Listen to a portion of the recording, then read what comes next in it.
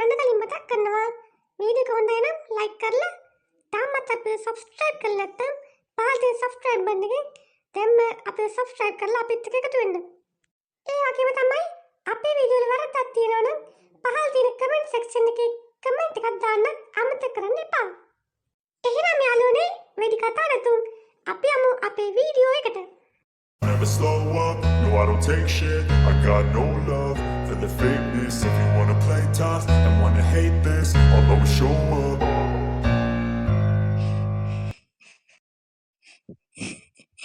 අනේ මට සමා වෙන්න.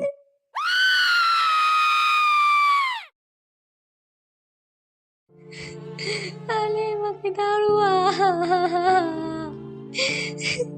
මොනාද දුවේ ඔබ මේ කරගත්තේ? අනේ නෝනේ ඉතින් අඬන්න එපා. අඬලා වැඩක් නෑනේ. අපි කරපු දන්නේ මෙන්න ඒක ඉතින්. එහෙම වුණාට දැස් මාමේ. එයා තව කොටක් කාලෙත් ජීවත් වෙන්න ඕන ළමෙක්නේ. අනේ අපි ඉතින් එයාට පොඩි කාලේ ඉඳන් අවශ්‍ය හැමදේම දුන්නා. ඉල්ලපෙල්ලප හැමදේම ගෙනත් දුන්නා. එහෙව් එකේ මොන එකට මෙහෙම දෙයක් කරගත්තද මන්දා. ඔයා මගේ හොඳම යාළුවා වෙලත් මට කිසිසේත් කිව්වේ නැත්තේ යිෂානායා. මොන තරම් ලස්සන ජීවිතයක් ගෙවන්න තිබ්බ ළමයෙක්ද? ඒක තමයි සෝමේ. නෝනේ ජීවිතේ හැටි ඔහම තමයි. මැරෙන එක කාටවත් වළක්වන්න බෑනේ. ඒකත් ඇත්ත සෝමේ. අපරාධේ තරුණ ජීවිත.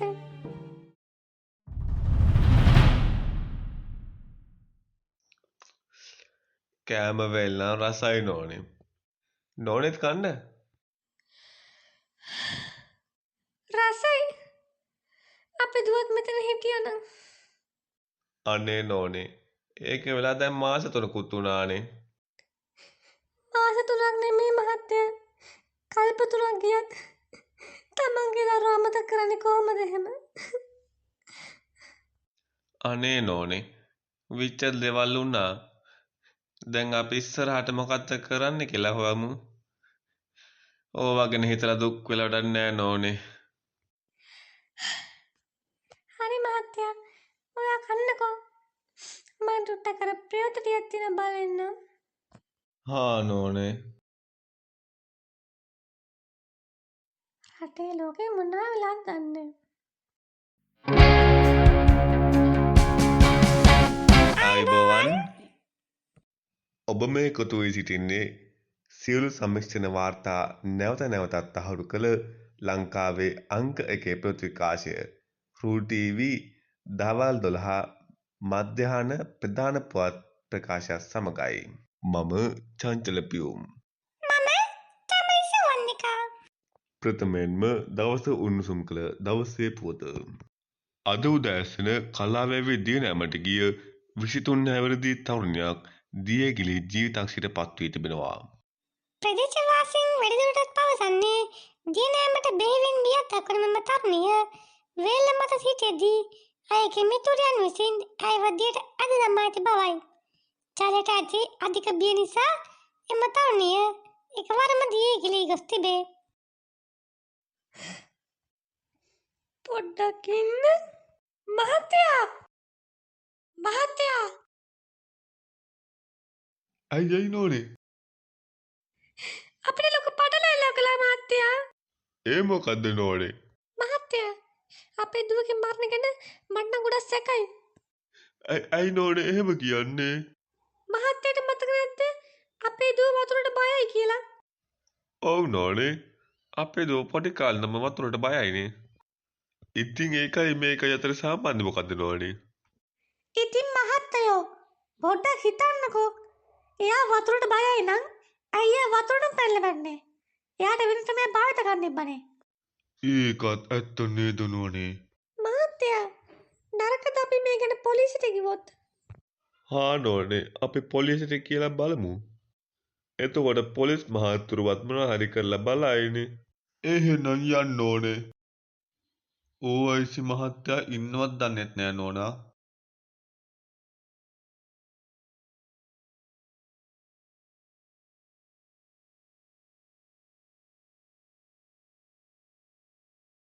මොකද්ද ඔය මහත්තයා කාරණාව? OIC මහත්තයව හම්බෙන්න පුළුවන්ද? ඔව් නෝනා. ඇතුලේ මහත්තයා ඉන්නවා. යන්න ඇතුලටම. එන්න මිස්ටර් ඩයස්. මොකෝ මේ හදිස්සියෙන්ම? මේ හදිස්සියෙන් මුණත් ආවේ අපි මේ පොඩි කාරණාවක් කියන්න. ඔව් මහත්තයෝ. අපිට ලොකු ප්‍රශ්නයක් වෙලා තියෙන්නේ. ඒ මොකද්ද මිසිස් මාලා? මේකයි OIC මහත්තයෝ. අපේ දුවගේ මරණ ගැන අපිට ගොඩක් සැකයි. ඒ මොකද මිස්ටර් ඩයස්? අනික මරණ පරීක්ෂණ වාර්තාවේ හොඳට ලියලා තියෙනවානේ. ඒක සියලු දෙනා සාගෙනීමක් කියලා. ඒ වුණාට මහත්තයෝ අපිට පොඩි දෙයක් මතක් වුණා. ඒ මොකද්ද? මෙන්න මේකයි කතාව OIC මහත්තයෝ. අපේ දුව පොඩි කාලේ ඉඳන්ම වතුරට ගොඩක් බයයි. එයා ඉතර බයයි නම් ඇයි එයා වතුරටම පැන්නේ? එයාට තිබ්බනේ වෙන විදිහකට මැරෙන්න. ඔයාලා කියන කතාවෙත් පොඩි ඇත්තක් තියෙනවා. ඔයාලා කියන හදන්නේ මේක ඝාතනයක් කියලාද?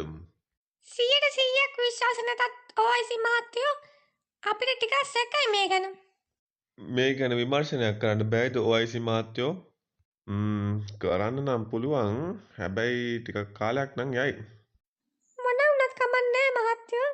දුවට සාධාරණයක් ඉෂ්ට වෙනවා නම්. හරි දැන් ඔයාලා ගෙදර යන්නකෝ. මම මේ ගැන බලා ගන්නම්. එහෙනම් OIC මහත්තයෝ අපි යන්නම්. හරි මිස්ටර් ඩයස්. මේ කතාව පේන විදිහට නම් ටිකක් බරපතලයි. මොනවාද කරන්නේ මේකට? මේවා ගැන හොඳට දන්න කෙනෙක්ට මේක බාර දුන්නොත් නම් මාකේ දෙයක් කරගන්න පුළුවන් වෙයි. මේක දුරදිග ගියොත් එම පොලිසියටත් ලොකු කැලලක් වෙනවා. ඒකින්ද මාකේ ටක් ගාලා කරන්න ඕනේ. මොකද්ද කරන්නේ? ජෝන් පොඩ්ඩක් මෙහෙනවා. මේ එනවා සර්. මේ තමුසෙට මතකද ගිය අවුරුද්දේ අර පොඩි ළමයෙක් මරපු කේස් එකක් අපි අර විසඳන්න දුන්නේ කෙට්ට? ඔව් සර් මතකයි. මොකද්ද ඌගේ නම කිව්වේ? අර ඇන්ඩ්‍රු මහත්තයා නේද සර්? ඔව්. ඌගේ නම්බරේ සේව් කරලා තියෙන්නේ. ඔව් සර්. ඇන්ඩ්රු සර් කියලා තමයි සර්ගේ ෆෝන් එකේ සේව් දාලා තියෙන්නේ. එහෙමද? හරි. තමස වැඩක් කරගන්නවා. හෙලෝ. මේ ඇන්ඩ්රු මහත්තයාද කතා කරන්නේ? මේකයි මං කියන්න ගත්තේ. ටිකක් බරපතල කේස් එකක් තියෙනවා.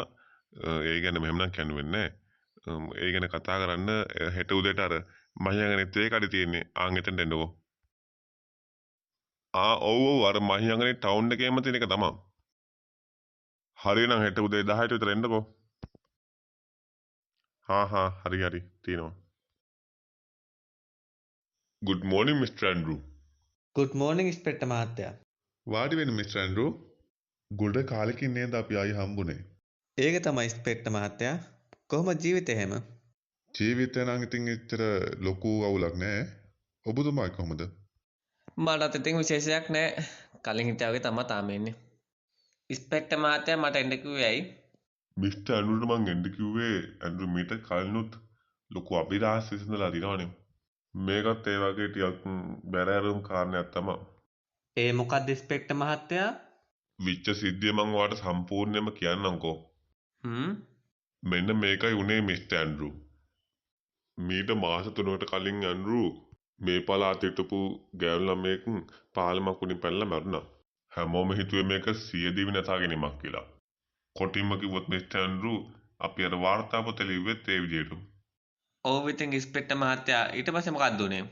ඊට පස්සේ තමයි මිස්ටර් ඇන්ඩ්රු හොඳම දේ වුණේ. ඒ මැරිච්ච ගෑනු ළමයාගේ අම්මයි තාත්තයි ඊයේ පොලිස් ස්ටේෂන් එකට ආවා මාව හොයාගෙන. ඒ මොකද ඉස්පෙක්ටර් මහත්තයා? ආපු එක නම් කමක් නැහැ කියන්නකෝ. ඇවිල්ලා කියපු දෙන්නේ මගේ මේ ඇඟේ වතුරුනේ. ඒ දෙන්න ඇවිල්ලා කිව්වනේ මෙයාලගේ දුවට පීනන්න බෑ කියලා. ඒ විතරක් නෙමෙයි ඒ ළමයා පොඩි කාලේ ඉඳන් වතුරට හැයෙන බයයිලු. වතුරට බයයි නම් OIC මහත්තයා. ඇයි එහෙනම් එයා වතුරටම පැනලා මැරුණේ? ආන්නෝක තමා ඒ දෙන්නත් කිව්වේ. ඔව් අයිසි මහත්තයා. දැන් කෙනෙක් වතුරට බයයි නම් එයා කොහොමත් වතුරටම පැනලා ජීවිත දිනසා ගන්නෑ. මොකද Taman බය දෙම Taman කරන්න යන්නේ නැහනේ. පොඩ්ඩක් හිතන්න ඕ අයිසි මහත්තයා. දැන් ඔයා උස තැනකට බයයි නම් ඔයා දැන් උස තැන් වලින්ම පයින්න හදන්නේ නැහනේ. ඔයා උස තැන් වලින් බේරෙන්න. ඒ කියන්නේ උස තැන් වලට ඔයා යන්නේ නැහැ. බයයි ඔයා. අන්න ඕකයි ඇන්ඩ්‍රු මහත්තයෝ අපිටත් තියෙන ප්‍රශ්නේ. ඒ විදිහට බලද්දී ඇන්ඩ්‍රු මහත්තයෝ අපිට මේක සියදී නසා ගැනීමක්ද ඝාතනයක්ද කියලා හරියටම කියන්න බෑ. අන්න ඒකින්ද මිස්ටර් ඇන්ඩ්‍රු අපිට මේක මුලින්දම විමර්ශනය කරන්න වෙනවා. නැත්තම් මේක අපේ පොලිසියට ලොකු කැරලක් මිස්ටර් ඇන්ඩ්‍රු. ඒකත් එහෙම තමයි ඉස්පෙක්ටර් මහත්තයා. මේ මං කොහමත් හෙටම පටන් ගන්නම්. හෙට උදේම මං විමර්ශනය කරන්න පටන් ගන්නම්.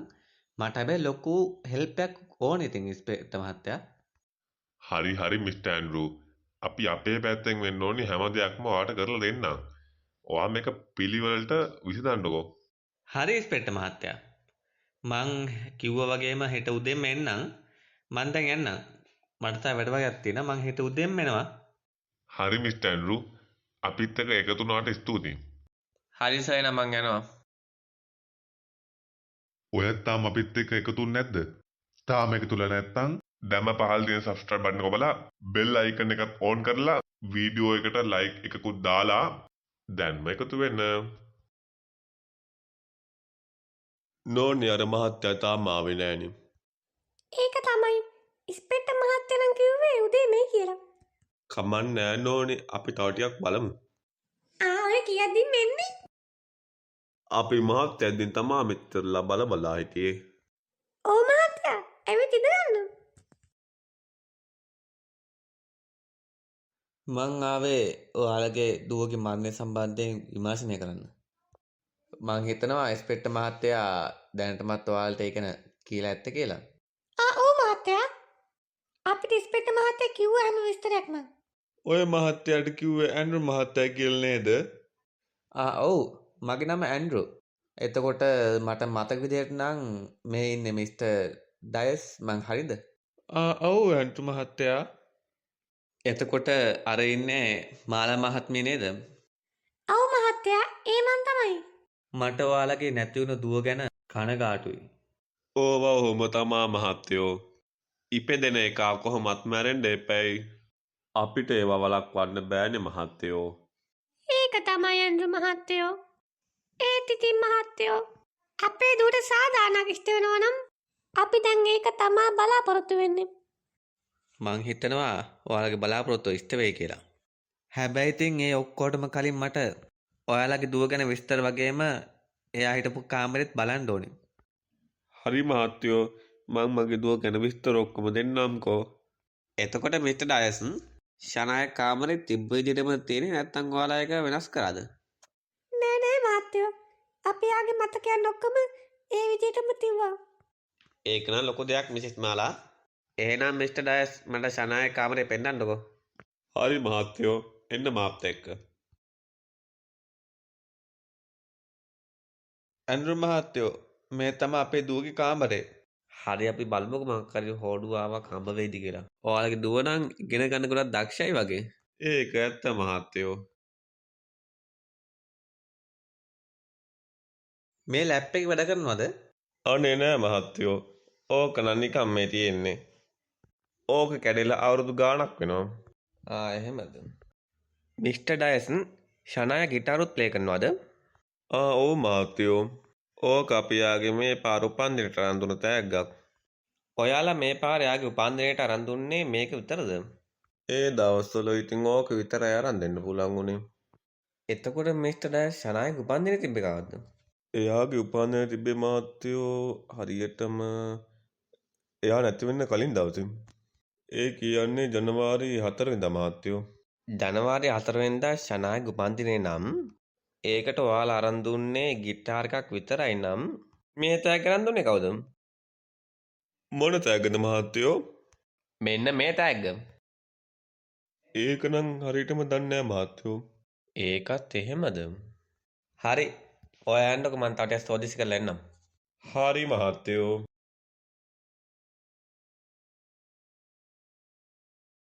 මිස්ටර් ඩයස් මං ෂනායක කාමරේ හැමදේම චෙක් කරලා බැලුවා. හැබැයි මට දැනගන්න දේවල් ටිකක් තියෙනවා. ඒ මොනවාද මහත්තයෝ? මෙන්න මේකයි. ඔයාලා දැනුවත්ව ෂනායට හොඳ යාළුවෙක් හිටියද? ඔව් ඇන්ඩ්‍රු මහත්තයෝ. යාළුවෙක් නම් හිටියා. හැබැයි මහත්තයෝ දැන් එයා ඉන්නේ මේ පළාතේ නෙමෙයි. ඒ මොකද මිසිස් මාලා? ෂනාය නැතුණු හින්දා ඒකට ෂොක් වෙලා එයා වෙන පළාතකට ගියා. ඒකත් එහෙමද? එතකොට මිසිස් මාලා කවුද පියුමාල් කියන්නේ? එහෙම කෙනෙක් නම් මහත්තයෝ අපි අඳුරන්නේ. හරි. එතකොට ඔයාලා දැනුවත්ව ෂනායට බෝයිෆ්‍රෙන්ඩ් කෙනෙක් හිටියද? අනේ නෑ මහත්තයෝ. එයා වැඩිපුර අවධානය දුන්නේ ඉතින් ඉගෙන ගන්න එකට තමයි. ඒකත් එහෙමද? හරි එහෙනම් ඩයිස් මහත්තයා මං දැන් ගිහින් එන්නම්. ඔයාලට මොන හරි විශේෂ දෙයක් දැනගන්න ලැබුණොත් එහෙම මට කෝල් එකක් දෙන්න. හරි මහත්තයෝ. එහෙනම් ගිහිල්ලා එන්නකෝ. මම මොකක් හරි දෙයක් දැනගත්තොත් ඒව මම මහත්තයාට කියන්නම්. මං යනවා. මයිකල් දැන් මෙහෙම ප්‍රශ්නයක් තියෙනවා. ඒ මොකද්ද සර්? ෂනායගේ කාමරේ තිබිලා වැදගත් හෝඩුවාවක් නම් මට හම්බුන්නේ නැහැ. හැබැයි එයාට ඇවිල්ලා තිබ්බ තෑග්ගක් නම් හම්බුණා මට. ඉතින් සර් ඒකේ තියෙන විශේෂත්වය මොකද්ද? මේකනේ මයිකල්. ඒක වෙලා තියෙන්නේ පියුමාල් කියලා කොල්ලෙක්. මං හිතන විදිහ හරිනම් ඒ තමයි ෂනායගේ බෝයිෆ්‍රෙන්ඩ්. එහෙනම් සර් අපි ඌ අල්ලගෙන ප්‍රශ්න කරමු. ඒත් මයිකල් අපි ඌ ගැන කිසිම දෙයක් දන්නේ නැහනේ. එයාගේ නම විතරයි මන් දන්නේ. එයා ගැන සම්පූර්ණ විස්තරය අහන්න පුළුවන්. ෂනායගේ හොඳම යාළුවා හිටියානම්. ඉතින් සර් ෂනායගේ අම්මලා දන්නේ නැද්ද ඒක? නැත්තේ කියන්නේ බං ප්‍රශ්නේ. එයාලා දන්නේ ෂනායගේ හොඳම යාළුවා විතරයි. මිසිස් මාලා එයාගේ නම ගම හැමදේම ලියලා දුන්නා මට. කෝයේ කොලේ? මේ තියෙන්නේ. මොකද්ද ඒ ළමයාගේ නම කියලා තියෙන්නේ? මේ තියෙන්නේ. එයාගේ නම තමයි ජෙනි. එතකොට එයා ඉන්නේ මෙතන ලියලා තියෙන විදිහට නම් එයා ඉන්නේ 31කින් 4 පුවක් පැලේ උල්පත කන්දු බැද්ද වේවත්ත මහියංගනය. අයියෝ සර් එයා මේ ළඟම ඉඳලා තියෙන්නේ. හරි එහෙනම් මයිකල්. අපි හෙට උදෙන්ම යන් එයා හොයාගෙන.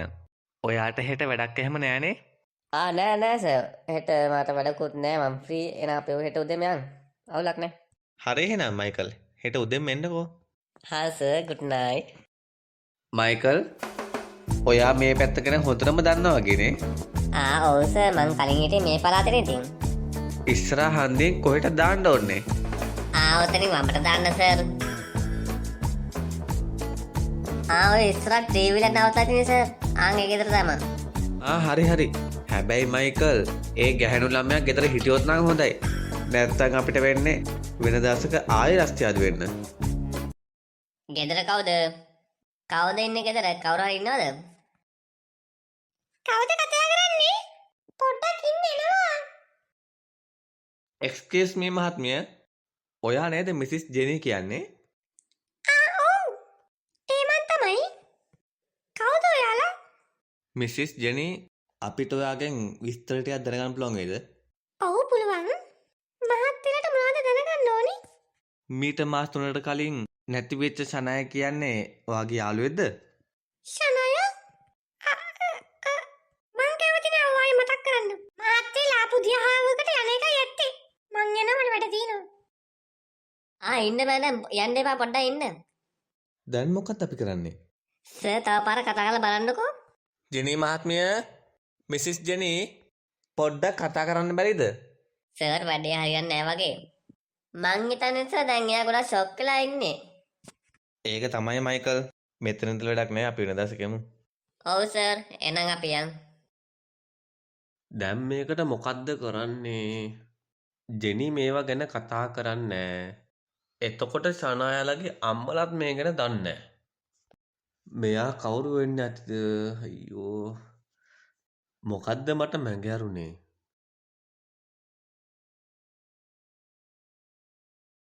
ඇන්ඩ්‍රු මහත්තයා පොඩ්ඩක් ඉන්න. ඔව් කියන්නේ මිසිස් මාලා. මහත්තයාට මට දෙන්න දෙයක් අමතක වුණා. ඒ මොකද්ද? මේක සර්. ඔය මොකද්ද මිසිස් මාලා?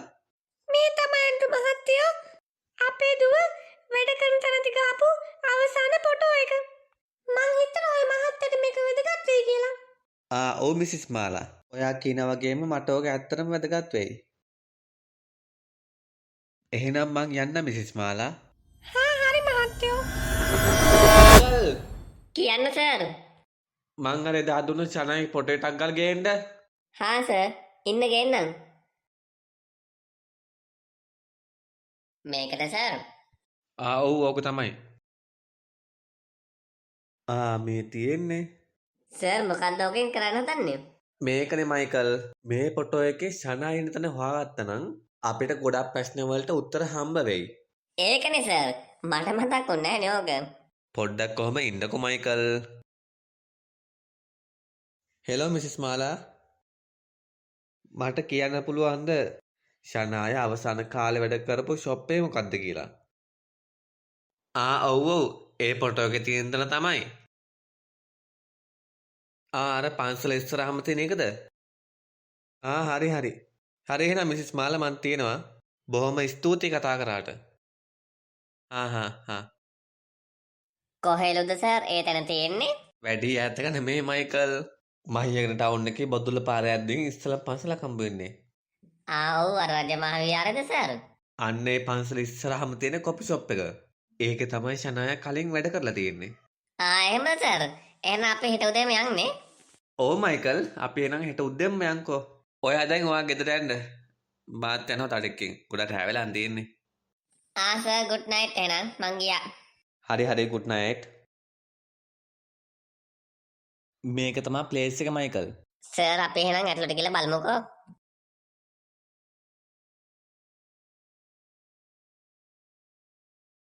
මේ මහත්තයා අපිට මේකේ මැනේජර් හම්බෙන්න පුළුවන්ද? ඒ මොකද? අපිට පොඩි විස්තර ටිකක් දැනගන්න CCTV පරීක්ෂා කරන්න ඕනේ. එහෙම පරීක්ෂා කරන්න කවුද මේ මහත්තුරු? අපි මේ පොලිසියෙන්. එහෙමද? මං තමයි මැනේජර්. ඔයාලට අර උඩ තට්ටුවට ගිහිල්ලා ඕන් දෙයක් කරගන්න පුළුවන්. යන්න. හරි මහත්තයා. සර් ෂනායව අඳුරනවද? ෂනායද? ඕම ෂනාය ගොඩක් කලක් හඳුරනවා. එයා ඉතින් මේ අවුරුදු ගණක් වැඩ කරානේ. ඇත්තටම කිව්වොත් මට යා නැති වෙච්ච එක ගැන ගොඩක් දුකයි. සර් රෙකෝඩ් එක හම්බුණා. එහෙනම් ප්ලේ කරන්නකෝ.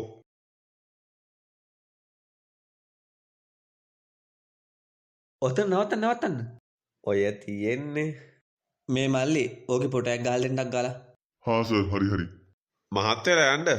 මේකට ටිකක් වෙලා යයි ඒකින්ද මහත්තයලා කෝපි ටිකක් බොන්නකෝ. මම මේ කරන් පහලට එන්න. හරි මහත්තයා.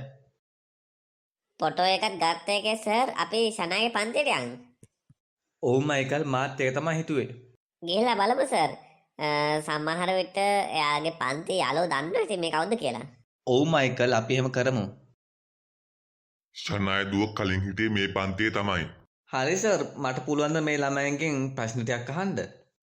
ඒකට කමක් නැහැ. ඔයාට තියෙන ඕන ප්‍රශ්නයක් අහන්න ළමයින්ගෙන්. හරි සර් බොහොම ස්තුතියි. මයිකල් මට අර ෆොටෝ එක දෙන්න. සර්. ළමයි කවුරු හරි දන්නවද මේ ෆොටෝ එක කවුද ඉන්නේ කියලා? ඔව් සර්. ඔය ඉන්නේ ෂනාය නේද? ඔව් ඒ ෂනාය තමයි. ඒත් මේ ෂනායත් කියන පිරිමි ළමයා කවුද? ඒක නම් දන්නේ නැහැ සර්. එතකොට කවුරුත්ම දන්නේ නැද්ද මේ කවුද ඉන්නේ කියලා? සර් ඔව් කියන්න ළමයා. මන් දන්නවා සර්. මයිකල් වැඩේ හරි වගේ. සර් එයාගේ නම තමයි පියුමල්. මන් දන්නවා ළමයෝ. සර් ඔතනින් දකුණට දාන්න. මෙතනින්ද? ඔව්. ඔය තියෙන්නේ ඕක තමයි සර් පියුමල්ගේ ගෙදර. ඔය ළමයා දැනටමත් දන්නවා ඇති මං ඔයාව හොයාගෙන මෙහෙට ආව හේතුව මොකද්ද කියලා. ඔව් සර් දන්නවා. ඉතින් ඔය ළමයා ෂනාය ගැන මොනවද දන්නේ? ගොඩක් දේවල් දන්නවා සර්. මොකද එයා මගේ ගර්ල්ෆ්‍රෙන්ඩ් නිසා. හරි පියුමල්. දැන් අඬන්නතු මට විස්තර කියන්නකෝ. එයා කොහොමද සාමාන්‍යයෙන් අවසාන කාලේ හැසිරුනේ? එයාගේ හැසිරීම ගැන කිව්වොත් සර් එයා එච්චර හොඳින් නෙමෙයි හිටියේ. ඒ මොකද පියුමල්? හේතුවක් නම් දන්නේ නැහැ සර්. හැබැයි එයා ගොඩක් තරහින් හිටියේ මාත් එක්ක. එයා හැමතිරෙම මාත් එක්ක රණ්ඩු නිසා මං එයා මැගෑරියා. ඒකෙන් සර් එයා අවසාන කාලේ හිටියේ කාත් එක්කද කරේ මොනවද කියලා මන් දන්නේ නැහැ. මේ නිසා තාම මං පසුතැවෙනවා සර්. මොකද මගේ හිත කියනවා මම මැංගාරපු නිසා තමා එයාට මෙහෙම දැක්ුණේ කියලා. අයියෝ ශනායා. පොඩ්ඩකින් පිමාල්. කියන්න මයිකල්. සර් අපිට පොඩි ප්‍රශ්නයක් තියෙනවා. ඒ පාර මොකද මයිකල්? ළමෙක් කියනවනේ සර් ශනාය තව කොල්ලෙක් ඉන්නවා කියලා. මොකක්? එහෙම වෙන්නේ කොහමද? වැදගත්ම දේ තමයි ඒ වෙන කවුරුත් නෙමෙයි සර්. ඒ අර රමේෂයා. අඩේ වැඩේ ගොඩක් බරපතලයි වගේනේ. ඒක තමයි සර්. මං දැන් ඉස්කෝලේ ඉන්නේ. සර් එන්නකෝ මාව ගන්න. හරි ඔහොම ඉන්න මං ටක් ගාලා එනවා.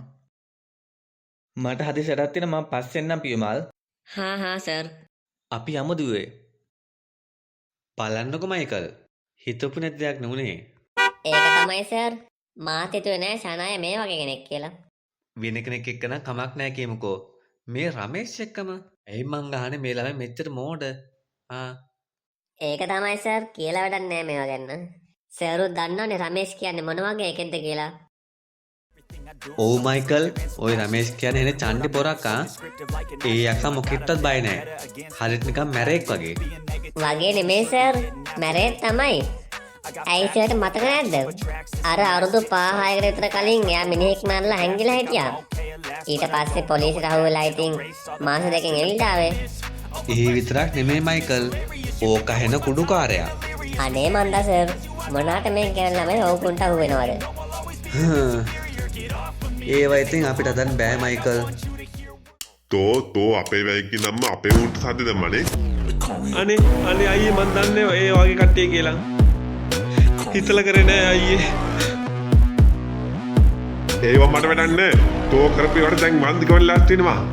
තෝ වගේ හැම එකෙක්ම රමේෂ් කියන නම ඇහුනන් පස්සේ බයේ වෙවුලන්න ඕනි. අනේ බායේ එපා. In my thoughts, obsession. I will not stop, no, I'm never second guessing. I got a God complex. Haters love to hate, but I never feel pressed. Got a lot on my plate, but I never get stressed. I'll take all the pressure like I'm acing this test. Tear it up like I'm Jason. I see the world like it's ready for the taking. I see this place like a game I'm playing. Straight to the bank to collect my payments. No negotiations, it's my way. I was born in